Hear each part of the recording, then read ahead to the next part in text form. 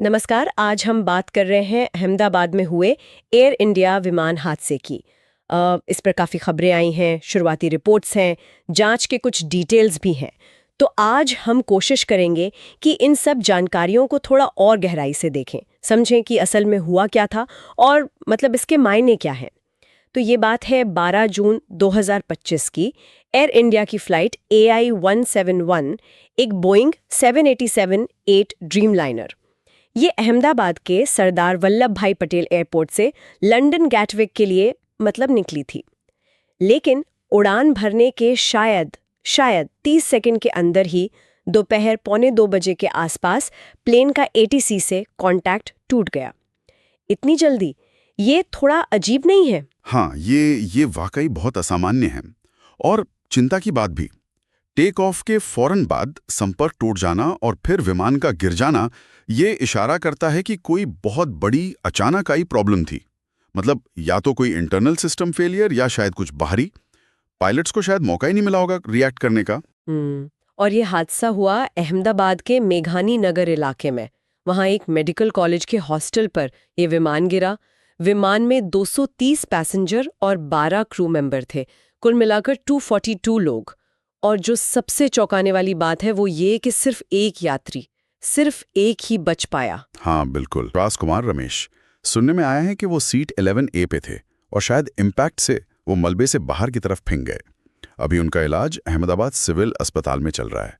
ये वाकई एक चमत्कार है, पर यह हादसे की गंभीरता भी दिखाता है। बिल्कुल।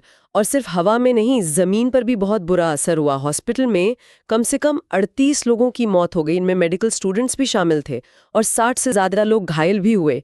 तो ये मतलब दोनों जगह बहुत बड़ी ट्रेजेडी है। हाँ, और देखिए एक और अहम बात जो बार बार सामने आ रही है, ये बोइंग 787 ड्रीम लाइनर का पहला फेटल एक्सीडेंट है।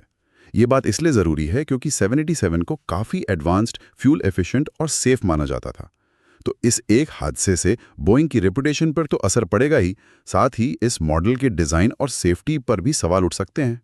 तो जांच कैसे हो रही है इसकी? मतलब कौन लोग इसमें शामिल हैं? देखिए, भारत का AAIB यानी एयरक्राफ्ट एक्सीडेंट इन्वेस्टिगेशन ब्यूरो वो लीड एजेंसी है। लेकिन क्योंकि ये इंटरनेशनल फ्लाइट थी और प्लेन अमेरिकी कंपनी बोइंग का था, तो कई इंटरनेशनल बॉडीज़ भी इसमें मदद कर रही हैं। जैसे अमेरिका का NTSB है, FAA है और UK की CAA भी, क्योंकि फ़्लाइट लंदन जा रही थी। तो ये एक तरह से मल्टीनेशनल जांच है जो ऐसे केसेस में स्टैंडर्ड प्रोसीजर होता है। अच्छा, और जांच में अभी तक कुछ पता चला है? वो लोग क्या देख रहे हैं अभी? अभी तो जांच बहुत शुरुआती स्टेज में है। टीम बहुत ध्यान से, मतलब सावधानी से मलबे को कलेक्ट कर रही है, उसे कैटलॉग कर रही है। इसमें इंजन के पार्ट्स हैं, इलेक्ट्रॉनिक सिस्टम्स हैं, एवियोनिक्स हैं, सब कुछ। मकसद यही है कि विमान का जो आखिरी का फ्लाइट पाथ था उसे रिकंस्ट्रक्ट किया जा सके और टक्कर का एंगल वगैरह समझा जा सके। और जो क्रैश साइट है वहाँ सिक्योरिटी बहुत टाइट रखी गई है। आई है कुछ रिपोर्ट्स में कि शायद टेक ऑफ के ठीक बाद कोई बड़ा पक्षियों का झुंड दोनों इंजनों से टकरा गया हो, जिसे बर्ड स्ट्राइक कहते हैं। लेकिन मैं जोर देके कहूंगा कि यह अभी सिर्फ एक वर्किंग थ्योरी है, मतलब कंफर्म कुछ भी नहीं है। बर्ड स्ट्राइक होता है, एयरपोर्ट के आसपास ये रिस्क रहता है, लेकिन 787 जैसे बड़े प्लेन के दोनों इंजन एक साथ फेल हो जाना ये थोड़ा रेयर होता है।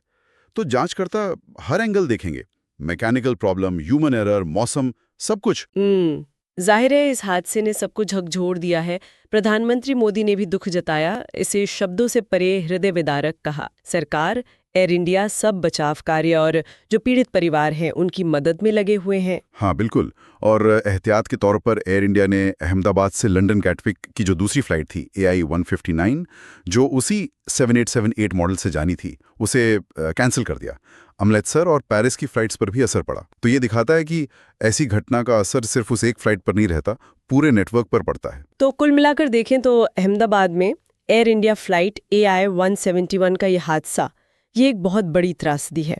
इसमें एक तरफ तो एक अकेले सर्वाइवर की अविश्वसनीय कहानी है, दूसरी तरफ एक बड़ी जटिल मल्टीनेशनल जांच चल रही है और विमानन सुरक्षा पर, एविएशन सेफ्टी पर गंभीर सवाल उठ खड़े हुए हैं।